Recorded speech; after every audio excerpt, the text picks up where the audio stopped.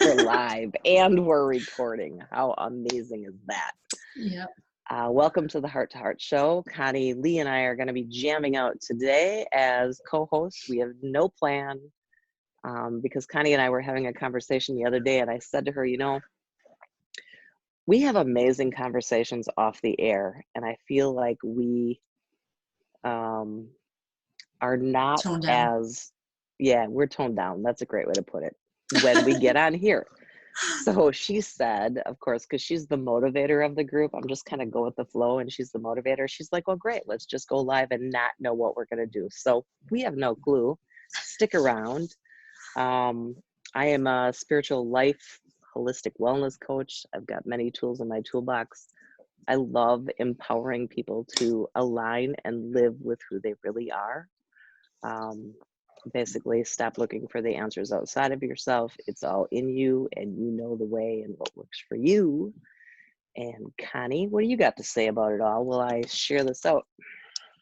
So I am an online business manager for heart-centered entrepreneurs, but recently I've decided to, I don't even know what to call it, but anyways, I'm building this other community for moms to bring them information that they wouldn't necessarily get. You could probably get anything you want over Google, but this is like not putting together, right? Like this is not having to put together all those puzzle pieces because I was like thinking about it, and like in my own network, I have a lot of professionals, right, that have different topics that relate to both moms as humans and moms as moms, right? And so like child development, some of the things I didn't know, like I went out with my friend Carrie, who is an ECE, and we were talking about like the way that children develop, and she was just kind of giving me like parenting tips that I wouldn't necessarily know otherwise, right? And so I just fly by the seat of my pants while I'm parenting, and I think I'm doing this amazing job, and then I hear like new information and I can make a new decision, right, based on that information. And so as much as I love like intuitively parenting, when I know more and I know better, I can do better. So that's kind of, and then having the support group and having a place to go and ask questions of, kind of like the embarrassing questions of like, how do you have the sex talk with your child, and what is appropriate at what ages and stuff like that, right? Things that you may not be able to just openly talk about, right? So that's kind of my new passion project. I love it. And I saw that you're going to be offering a retreat. Yes. That is, I'm thinking the third weekend in September, and it'll be in Ontario somewhere. I'm not really sure where. I've found a couple of retreat centers to have it at, so it'll just depend on, how much interest I have and all this stuff. And then also too is that my debate is it going to be for moms and a child? Because then they're going to either have to pick their favorite or the one that they have the most challenges with. One. I get it. Yep. Yeah. And so there aren't, I don't even know what the statistics are, but I'm assuming that most people have more than one child. So I did. Yeah. So, and like all of my friends do. I'm trying to think. I don't think that even any of my daughter's closest friends are single children or only children. So they all have. So when you do this, and let's say you have with kids, so then is the whole like weekend going to be programming for both, or separate programming for the kids and together? And like, do you know? This is what's really cool is that Carrie is going to be there, and she has already kind of made like some suggestions on facilitating like the kids, and I'll facilitate the moms type of thing if we choose to do that, or she could just bring information to moms. And so, but she has some really cool like activities planned if it's going to be that way, if it's going to be mom and child. And I'm thinking it's going to be mom and tween, so that all the kids are kind of the same age. Oh, got it. Group. Yeah. So it's not like a 3-year-old with 12-year-olds type of thing. Sounds really exciting. Like, I'm excited for you because I know this is something that you've been passionate about and it's kind of been forming, and now it feels like it's starting to mesh, and you're getting clear about your message and what you want to do, and right? You know what? It's been a lot of like pivoting to this point, and I think I go back to, I think probably 2 years ago, and this was basically what I was starting then with other facilitators, and it's morphed, and then there were other facilitators that came along, and this was kind of the same messaging, right? But I think for me, it's like being the best mom and person you can be, right? Like it's mom development as a mom, but also personal development for women type of thing, right? And kind of meshing those But two don't you together. think that, do you think that as we do the work and we start living in alignment, alignment being, I don't know, what's natural to us, what's innate in us, Hmm. and definitely from a happy place, because it's not innate to be sad. And what I find for me, so my kids are in college, sorry, beyond college, they're in their 30s, and they have families and they're married and they have their own places and they have successful jobs. And I think, so I've always had a good relationship with my kids. And I think as I become more confident and journey into me, that I am that. And I think I can be pretty confident in saying that they both thought their mother was nuts when they were probably even in high school or college. Like, mom just does her own thing and she works when she needs to and she plays and she just wanders all over and she's always searching for something. Um, and yet, I think they both respected the knowledge that I have, because when they needed something, game was on. Then it was mom that they called, right? And now I think they're starting to see, oh, geez, maybe mom wasn't so crazy. And she's actually got a secret to being happy in life. And so I think, like, I get that education is good, and it's good to grow and it's good to learn. But I think innately, as we move into who we are, that we do it. So I probably would have agreed with you, like, Ooh, I love that you're gonna disagree with me. This is gonna be fun, you guys. Stick around and leave your comments. Like, if you got something to say about this, leave your comments. We'll try and catch them. yeah, so I am very much like, I love Dr. Shefali's work about conscious parenting. I believe that my child has her own, path in life, that she's come here to learn and all this, right? Like I believe that she chose me and everything like that. I think where I kind of pivoted this week is that I also don't know everything, right? And so things like the way the brain develops, which Carrie was talking to me Oh, about, right? It's those yep. kinds of things where now that I know, like, okay, so we've always known that kids learn from play. So Carrie and I were talking about this, how kids learn from play. And then I said, well, don't adults learn that same way? Like, don't we love to actually, deep down inside, don't we love to have fun? And that's the way, if we were to actually pursue things we're passionate about, we would probably feel more fulfilled in life, right? And it's those We kinds of would, things. not probably, we would. Yeah, so it's those kinds of things, right? Where it's kind of like we don't know what we don't know about how a child develops. And also the mom knowing intuitively what's best for her child. Because just because somebody says, like, you have to say, give your child time now, right? If she knows that that's not going to work for her child, then she can choose otherwise. But at least having the information as to what discipline in one way looks like and how it potentially could work, right? Or how, so one of the things I was saying about my daughter is that she likes to do this thing where she'll say she wants something. Like, so she'll say she wants a snack. And I'm like, well, you know where the kitchen is, right? And she's kind of like, well, can you get it for me?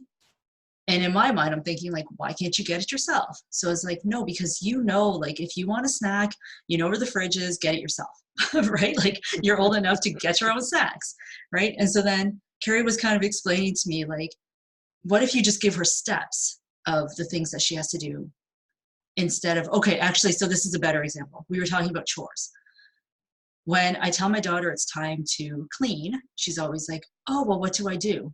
And in my mind, I'm thinking like, you have cleaned your room 8,000 times already. You should know what it takes to clean your room, right? Like, and so I'm like, I don't know, figure it out, right? Like, just when it's done, make sure it's clean, right? And Carrie's like, give her steps, like tell her what's expected on the to-do list of what you expect from the clean room, right? And so then it kind of like broke it down as to, instead of me just being like, I don't know, figure it out, right? Like, it's those kinds of things of just, Well, and I can see where that would teach her how to process and figure things out mhm, in, helping them with, here's a process to choose from. And right, then as she grows, maybe she'll be more apt to figure out her own process. right, But I also see where people get stuck in the process. Well, right, this is the way my mom told me to do it, so this is the way I always have to do it. There's that. mhm, I did that. right, I see my daughter doing that. I see her daughter doing that. mhm, But it is interesting that I think knowledge is great. I think understanding concepts and Carrie, is it having the education and the knowledge? And I also recognize that every situation, every person is different. And so for me, it's not getting stuck in the knowledge, it's taking the knowledge and then going with what feels good to me. So it's right, a blending or a merging, right? And I'm guessing that's how you do it as well. yeah, yeah. And that is basically, at least like I feel like bringing the resources to them and them making their own educated decision, right? Like there are so many opinions about how we should deal with children in social media, right? Mhm. And there's even like studies that have been done and all this research and everything, right? And at the end of the day, we still have to decide what is best in my situation, right? Like what is best for my child and what is best for me type of thing, right? Well, I think it gets tricky there because yeah, you ultimately as a parent have to decide what's best. Hmm. Now, what's best is different than you imposing your fear on her, which is a conversation that you and I have had many times about us imposing our fears. And, you know, Abby, for instance, saying, hey, mom, I like get over yourself because I'm not afraid of that. Like, I love it when my kids call me on my bullshit. That's great. Yeah. And I love their independence and that they can see through it.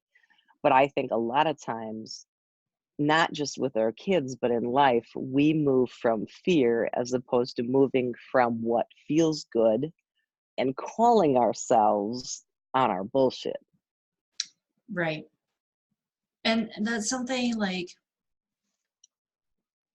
so I kind of struggle with this because in a fear driven world, right? Like the reality is that this world is driven by fear because we have the media constantly whatever, then we have social media on top of that with all the people and their Right. opinions, right? And so then so then we're constantly being inundated with fear, and we get to choose, are we going to live from fear, or are we going to live from love? And it's the same with for my daughter. And then at the same time, I feel like there's still a level of responsibility of educating her on the things that, because on the one hand, I know like if she's living from love, if I'm living from love, I won't attract that fear based stuff, right? Hmm.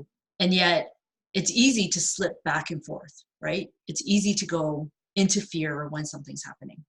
And so I feel like for me there's still, especially because she's a child, right? It's one thing if I decide I'm only going to live from a place of love, right? It's another thing for me not to give her the tools and the education and the knowledge of this is what is happening in the world, and you don't have to buy into it, and you don't, you know, and Well, that's where yeah, I I struggle.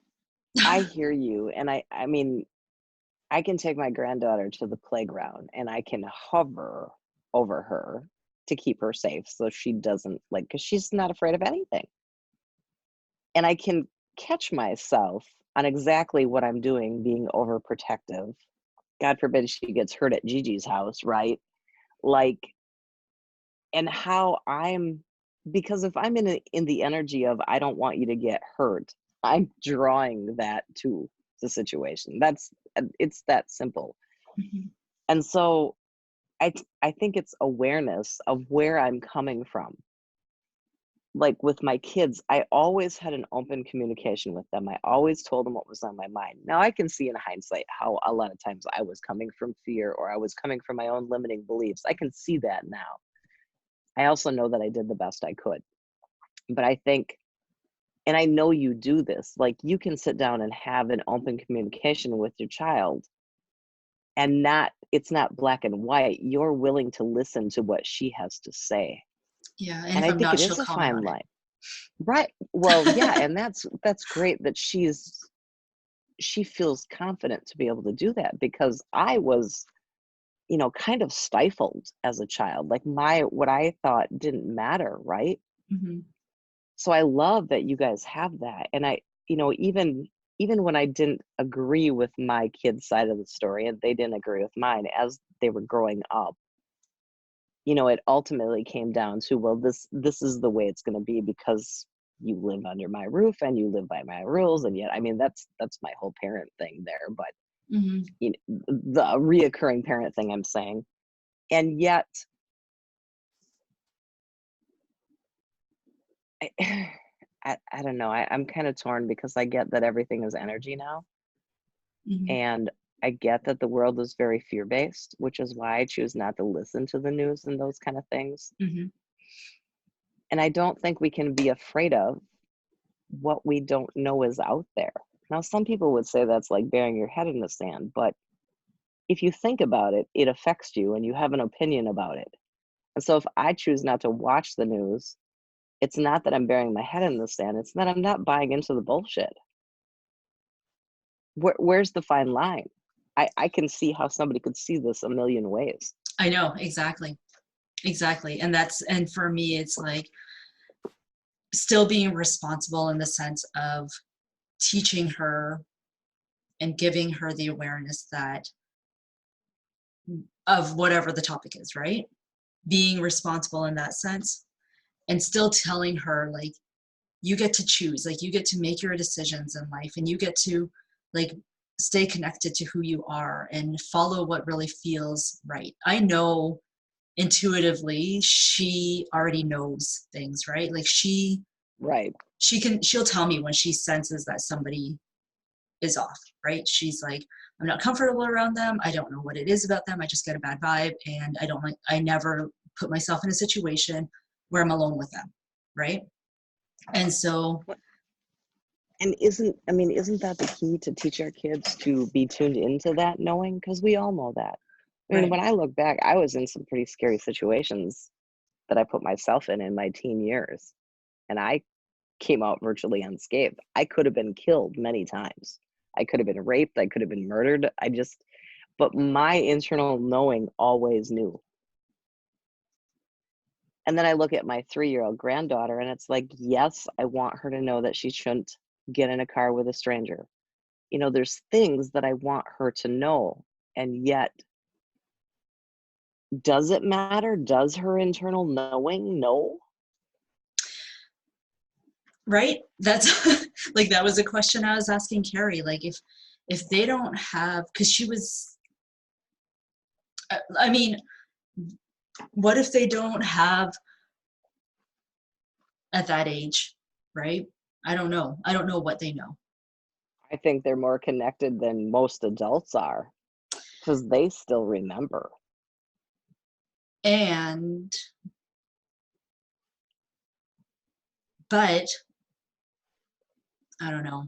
It's a tough one. Well, what about the parents who are in the vibration of um, looking for love outside of themselves. This is a common one. Most people do. They don't get that they are love, and and when they um, expand beyond the limiting belief that they need to be filled from outside of themselves. So now a 3-year-old has learned that behavior, that they're not good enough and they get love by acting a certain way or whatever. Mm-hmm. I could see where a stranger showing attention to them and telling them how pretty they are would feel good to them and could override their internal knowing of this doesn't feel comfortable. Something is off here. Yes. And that's where I think like the mom development comes from, right? Like that self-development of, like you were saying in the beginning, is that when you're confident in who you are, it naturally, you naturally exude that. And Right? then your kids and people around you know that you're confident in who you are. Right? And You so, can feel confidence a yeah. mile away. It is a radiating vibration. Yeah. And so worthiness and love and those kinds of things, if moms and all, like, not just moms, but everybody, right? If you do, and I think this is where this could start another debate, but I think if you do that work, right, because for me, like worthiness and self-love was something I had to really uncover for myself, because I had so many Hmm. beliefs that I wasn't worthy. I had so much evidence from such a young age that I was not ever good enough, and that's the same thing that I'm sure that most people struggle with that. And it wasn't until like lately that I've really accepted I've really accepted myself for who I am, right? And I don't necessarily show that externally, but I don't say mean things to myself as much as I used to, in the sense of like I could have criticized my body for like hours, even just 2 or 3 years ago. There were so many things I hate. And now it's like I just love my body for what it is, right? It's my vehicle that gets me places, and right? Like, and it's that perspective. And I feel like doing that kind of work is what the mom side development of it is that I'm talking about. Well, and like now I can see when you say that, because we always teach what we want to learn. Hmm. And as you have kind of peeled back the layers of this in yourself to become more alignment, now you're being confident in that. You're still learning, like we never get it done, right? But now you're feeling the empowerment of this way of being, and now Right. you're attracting energetically women who are in alignment with that and want that also. And so it becomes innate. It just becomes what we do naturally to form a retreat or coach on it or whatever, because we're attracting that and it's something we're really passionate about. Right. I Right. mean, it's like me all of a sudden getting happy. And I mean, like almost a day and night flip where, and it's not that I wasn't happy before, it's that I'm intentionally happy now and I radiate happy. And it feels so good to feel good that I'm attracting people who have decided they want to feel good. And it just continues. And that's what's present for me now. I mean, a year from now, tomorrow, it might be different. But we always teach what we're learning, right? Right. And so going back to the happiness thing that you're talking about and the choice. So I talk about how happiness is a choice. And I know when I'm having good days, I know that I'm choosing happiness. And when I'm having shitty days, I know that I'm choosing not to be happy. But when I'm having shitty And you're days, aware of it. You're yeah, aware of it exactly. now. Before you weren't aware of it, right? But what would you say about choosing happiness on the days that it doesn't feel like that's a choice? Well, I think it's always a choice. But I think if we get in the momentum of the choice to not be happy, then we create more thoughts that are like that. And Hmm. you can't stop a car at 80 miles an hour, but you can stop a car that's only going a few miles an hour. It's just rolling, right? So for me, it's catching those thoughts early that don't feel good. It's really being tuned into my body. How is what I'm saying feeling in my body? Does it feel good? How is what I'm thinking feeling in my body? Does it feel good or doesn't it feel good? And I try to catch it early. I think the difference for me is I didn't notice it early on. And it could be Mm, from morning till I go to bed at night, and immediately in the morning again, that momentum of crappy thinking was running my day. And then every once in a while, you'd have a day where, God, you just felt really good and you felt like you could yeah. climb mountains and unstoppable. And I started to wonder why. Why some days did I feel so good and why other days didn't? And this thinking, I realized that I'm doing all of it.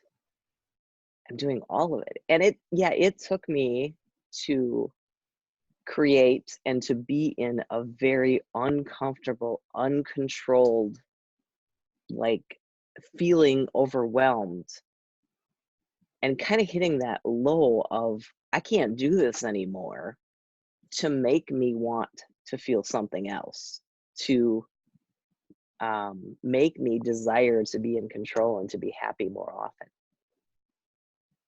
Right.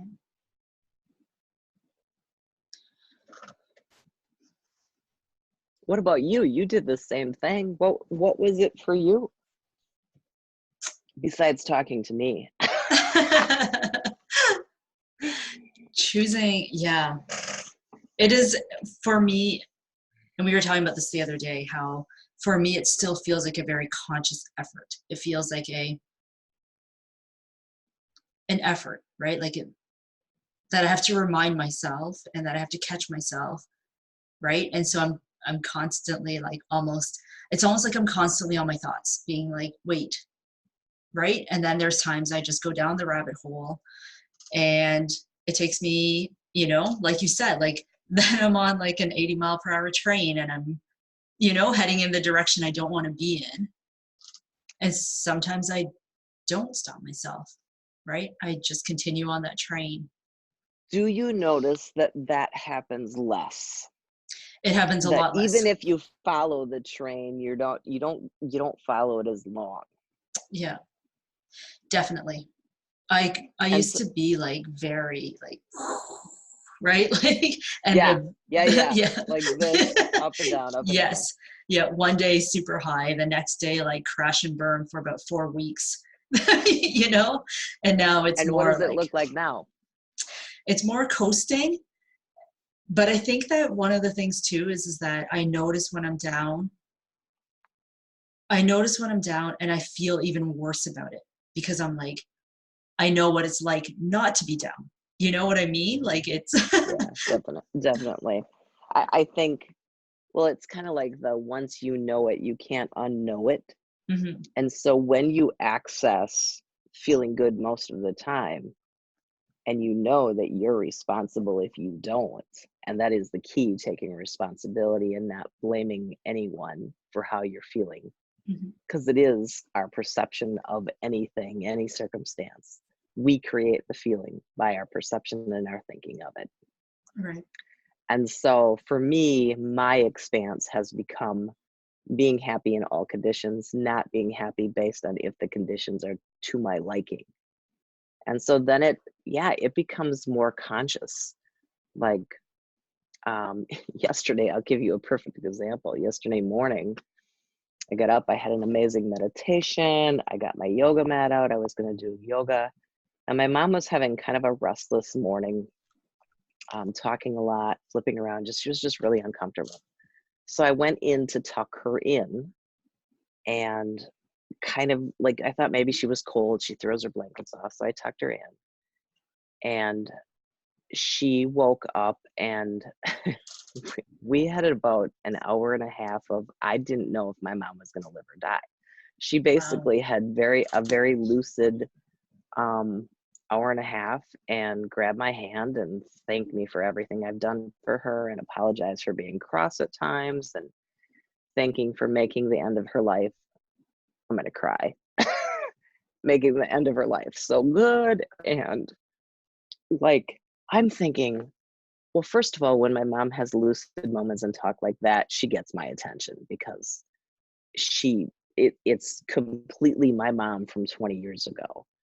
And so I'm like in this and I'm riding the wave and I'm bawling. Like there's a lot of emotion that's coming up because I honestly like I'm trying to feel into my emotions and feel into my knowing and is this her time? And I could feel my dad who's passed away. I could feel his presence and I could feel the spirit world really active around us. And I've been with people. I've done a lot of hospice care. I know kind of what to expect with death. And these signs were all prevalent. And so like I don't know if I should make breakfast for us. I don't know if I should just let her rest. And she kind of fell back to sleep. And at one point she like went limp and I thought she did die. And she actually fell asleep. So just imagine the emotions that Wow. were going through that. Mm-hmm. And so now now it's 9 o'clock and I went in there and typically we're up and I help her get washed up and we have breakfast. And we're beyond the time that's normally done. And so I go in and she opens her eyes and um, she was still really lucid and asked me about some things that she had said to me in the previous few moments. And then all of a sudden she's like, "Is it time to get up?" And I'm like, "I guess so." And it was completely over. The experience was over. I believe that she started to transition. I don't know why she didn't keep going. She pretty much said, "I'm going to die." So now this experience is over. And I have a choice to not dwell on what was and to go Wow, that's make crazy. breakfast Mm-hmm. and to get centered and to, do again what feels good. But it took effort for me not to keep going back there and thinking about, well, what if she did die and what would I do and what Mm-hmm. steps, like there was that kept calling me. And the reality is that, yeah, maybe those are things that I need to know what I'm going to do, but they're not what I needed in this moment. I wanted to enjoy the time with her. So we had a great breakfast together. We laughed. We went out for a little bit. I kept thinking to myself, this is so amazing that an hour or 2 or 4 hours ago, I didn't know if my mom was going to live or die. Mm-hmm. And here we are laughing and playing and having fun, but it's moving with it and through it. You know what I mean? Instead of a lot of times my old story is I would get stuck there Right. and that Right. would consume my day. Yeah. I think there's like, and it's something I try to remind myself, like I only have this present moment, right? What happened over the weekend with Kobe Bryant and, his 13-year-old daughter and all the other people on the helicopter Hmm. was kind of another wake up call, right? Like he's only a few years older than I am, and he's lived a really amazing life. He's done amazing things. And I'm sure he did not get on that helicopter thinking like, this is it, right? And I and it's just so crazy because life can literally be taken like in a split second.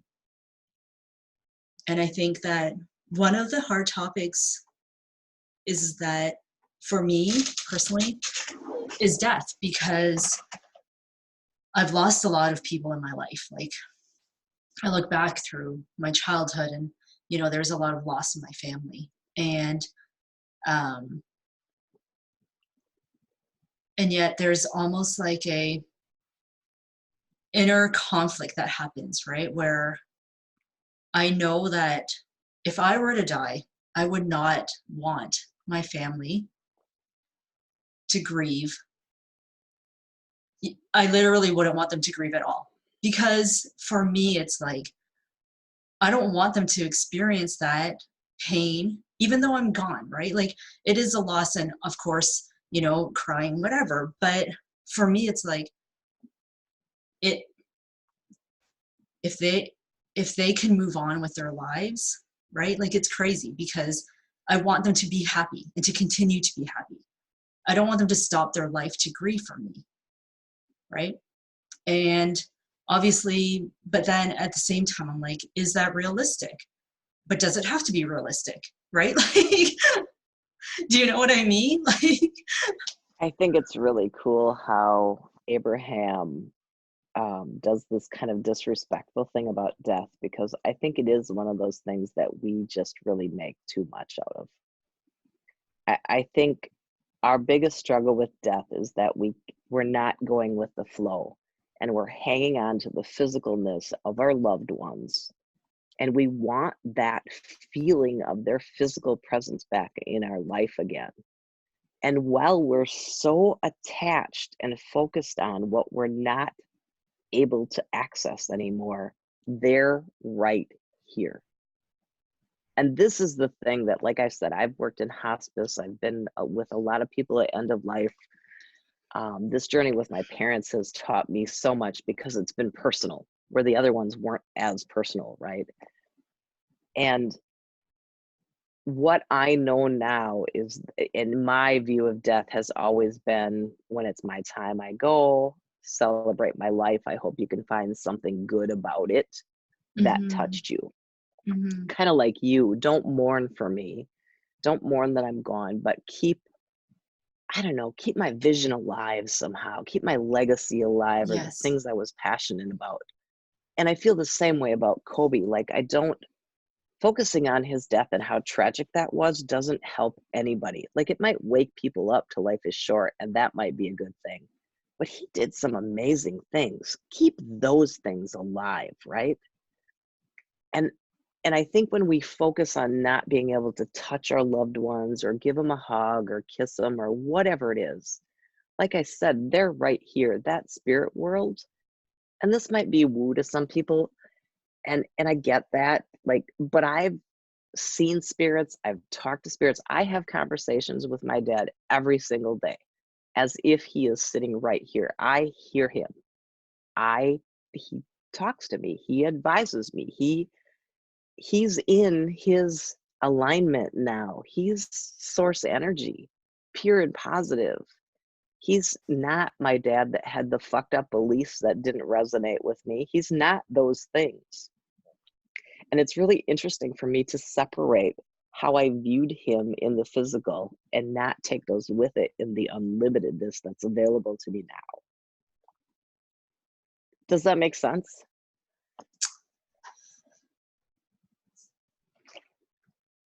it makes like so it makes sense to me in a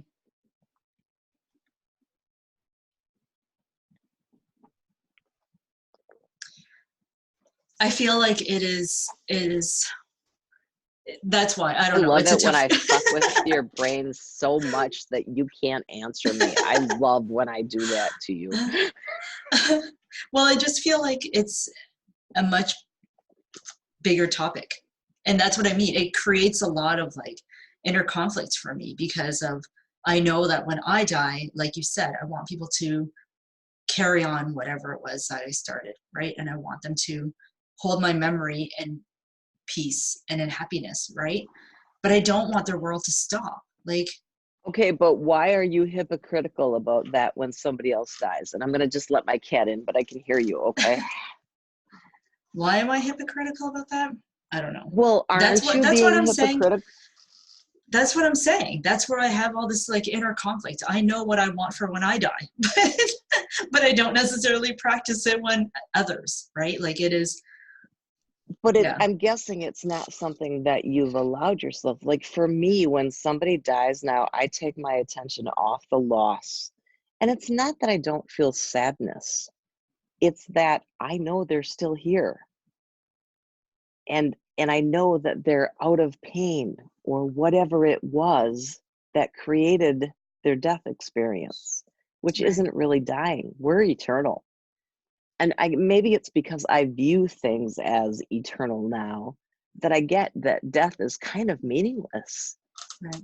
It's just kind of meaningless. Like, Right. it doesn't matter. But I think, like, I put a post up the other day about how people could view me as being kind of a heartless bitch because I don't get caught up in the stories that people tell me. My dog died, my lover left me, my husband's, 40 years we've been married, and he just took off and he went with this other girl. And it's not that I don't feel with them their experience. The difference is that I can see through the illusion that this has got awful, because in reality, I know that things are always working out for me and everybody else, and that this isn't the bad thing that they think it is. It's actually going to be life-changing in a positive way for them if they let it. And as a coach, I help them access that amazing, not stay stuck in what used to be. Death is the same. Well, if we're not talking about death,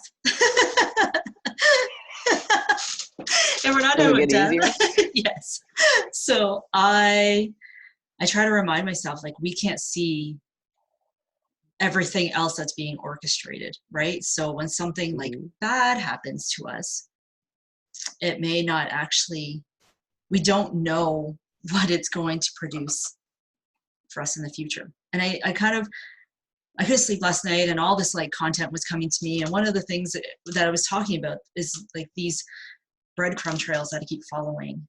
And I'm like, these are fucking leading me nowhere, right? Like, I'm getting really tired of these damn breadcrumbs just going, somewhere, stopping, and then starting something new, right? But then there's this other part of me that's like, even those little journeys teach me so much. And Right. if I keep But what I following want to them, point out to you, and I know that you got this because I saw your post, right? but this is the thing. When you're thinking these breadcrumbs are leading me nowhere, it feels shitty in your body, Mm-hmm. right? Mm-hmm. And when you think, yeah, but it's kind of the journey and it's kind of fun to have these new experiences, you're just saying it differently. You lit up. Yeah. Well, because it goes from the like my head games to my heart, right? Like it flips back and forth where it's like Right. my head saying like, you can't keep freaking pivoting. Like you need to stay on track. You need to do one thing. You need to stop this whole like, bouncing back and forth between different ideas. And then my heart's like, no, but all these things feel good, right? You're going to pursue everything that feels good, right? Like, Well, but ultimately, I think that is the compare and despair game, because somebody somewhere programs something inside of us that says we have to live a certain way. We have to decide what we're going to be when we grow up. We have to follow that path, and we have to not veer from that path. We have to make up our mind. Where people would view me and probably you as people who are kind of wanderers and are trying new yes. things and are growing. Well, guess who's having more fun most of the time? You and me, because we're not, when we live in alignment with who we are not designed to do one thing for the rest of our life. Right. That's not how we grow. It's not how we expand. And we're here to expand in joy. Simple. If you're not doing that, it's because you're not allowing it. Right. Are you It's sure? true. Because I'm It's not true. feeling the truth today. No, it's true because, Kyle's always talking about following your tens, and it feels so much lighter to kind of go with the flow of things, whatever kind of appears, and following it. And if you don't judge it, it feels good. But when you start Yeah. judging it, then it feels like crap. Yeah. And again, it Don't goes judge back it. to the whole inner conflict, right? Between my head and heart. So, Follow the one that feels better. That's what I tell people. mhm. Just follow the one that feels better. But then most people have the belief that they don't get to be happy. They believe that it has to be hard. They have to struggle. They have to strive. They have to survive. Oh my God, if I'm happy, then I'm selfish. Get selfish. Because when we get selfish, we do so much good in the world. And I think it's also to the worthiness thing. right? Believing we're not worthy of happiness Mhm. and the constant pursuit of it. The, we talk about this all the time about how we make things so much harder. And it's like we're constantly trying to make our lives harder. I think we do because we're constantly looking for it outside of ourselves. Hmm. And I see this over and over again in my work. When I help people, my clients, to align with what feels good to them and let go of following somebody else's way of doing things, it is the only way that we can access happy. We're not meant to do things like anybody else. We have a way about us. We Right. have a natural way of being. We have things that feel good to us. We have things that light us up. But then, in the coaching world, you have to get an email list. You have to do a summit. You have to whatever. You have to have structure, and you have to have a niche, and you like, no, you don't at all. And that's why most people trying to do it the way that people like business coaches tell them to do it, it doesn't work unless they can somehow get past what's really innate in them, and they are faking it because they can't not be. And yeah, they'll make it, but guess what? Maybe they'll hit six figures. Maybe they'll hit seven, and they'll ride that wave. And the whole time they're riding that wave, they are terrified that it's going to stop, that it's going to end. And guess what? Everything is energy. And so as they're riding that wave and they have everything they thought they always wanted, they got a 6 or 7 figure business, they got clients, they got money coming in, they're still not confident that they can keep it because they're not moving in the innateness that's natural to them. And most of them will lose it. And you hear it. You hear about the high profile people who have lost it several times. Mhm. And then they get it back and then they lose it again. And why do they have to lose everything?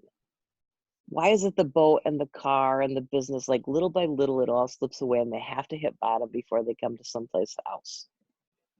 It's because they're tuning back into them, right? Because they're not looking for it outside of themselves. Until they find it inside, it ain't never going to be stable. And I I had this experience because I've heard of this, like I'm abundance, like I'm the energy that creates worlds. It's all in me, right? Like you've heard it. It's law of Yeah. attraction stuff. And the other night I was meditating before I went to bed and I felt that innate power of I am abundance. Like I felt the vibration of there's nothing outside of me.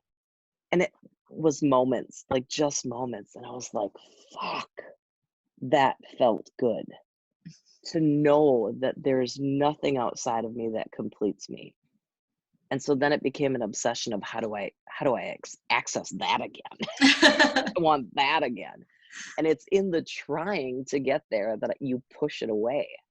You have to let loose and surrender and Right. just it's who you are. It's not anything you have to find.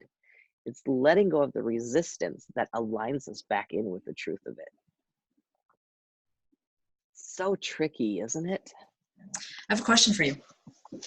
Have you found that doing your own like healing inner stuff, how has that affected your relationship with your mom?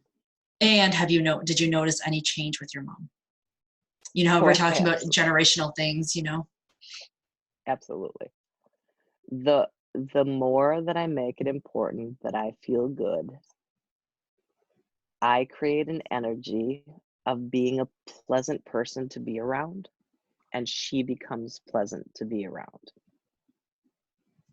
When I get crabby or start thinking negative thoughts, her behavior gets tenfold shitty, Oh, just wow. like mine.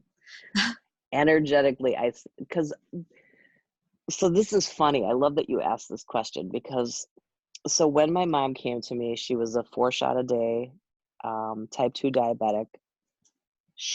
Her dementia was inflamed to she'd rip her clothes off, and she's doing all these behavioral things. She was angry, like she would just spew venom at you. And the longer she spends with me, she takes very few meds. She's not on any insulin. So I've tried to like look at the aspects of diet and the use of things like essential oils and holistic medicines and those kind of things. Hmm. And what I learned is there was no consistency. Like she could be good for weeks at a time and then boom, there'd be a behavioral thing. Or I was like, what? Like there's no rhyme or reason to this. Oh, interesting.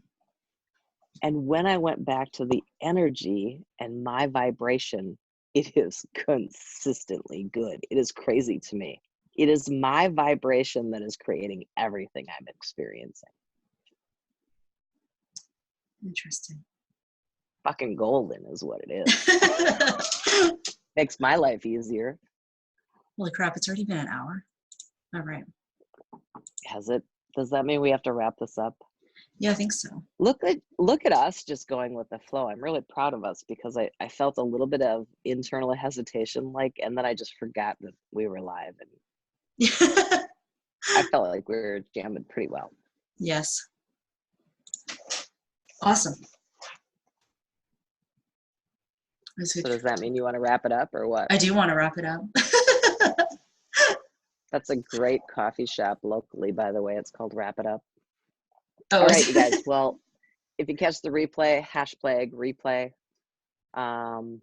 If you like the content of this, share it out. We love reaching people and expanding people and letting them know that life really can be easy, and it is a decision. And if you want more of that, or you want, for Connie, her forte, her passion is moms and virtual office assistant. And if you need anything in there, reach out to her. And if you want to align with who the fuck you really are and start to play a different game in life, I got you. So message us. We're always open to a conversation. We'll be back. Anything else, Connie? No, thank you. All right, peace out, you guys.